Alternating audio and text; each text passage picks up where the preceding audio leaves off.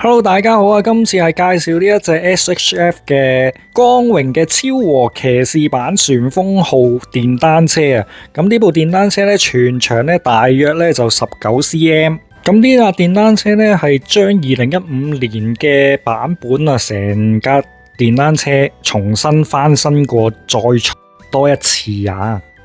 咁咧，成架車咧都調整咗車頭咧導流罩嘅形狀啦、尺寸啦，同埋成個比例啊。咁仲用咗咧更加深色嘅色調咧嚟呈現咧車身經典嘅青藍色同埋赤紅色。車頭入面咧嗰啲位咧都係補翻黑色嘅塗裝啦。咁成個玩具感咧亦都係冇晒嘅，係追求極致嘅還原度啊！呢架電單車。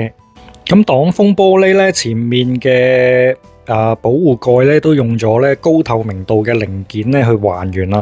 複雜嘅車胎紋啊，同埋嗰個鋼絲嘅輪框啊，亦都會好細緻咁樣立體化咗。喺把玩方面咧，把手咧亦都可以扭動啦，側架都可以打開嘅，仲喺後輪咧整咗個避震伸縮系統，喺咁細嘅尺寸之下咧，完美還原晒所有嘅細節啊！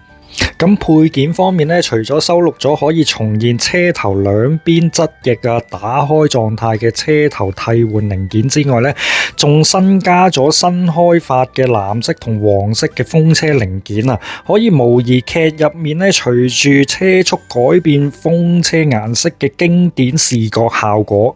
而最重要嘅係咧，都係跟咗可以重現細節揸手動態嘅專用揸手替換零件啊！可以用精緻嘅造型咧，同靈活嘅動態咧，配合旋風號精細嘅結構，完美還原咧片頭咧跳躍嗰種經典畫面。好啦，介紹咧就嚟到呢度啦。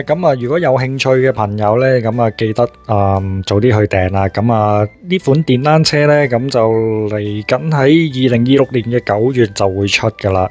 好啦，如果大家中意我呢條片嘅話咧，記得 like share 同埋訂閱我嘅頻道啦。我嚟緊亦都會介紹更多嘅新嘅玩具情報俾大家嘅。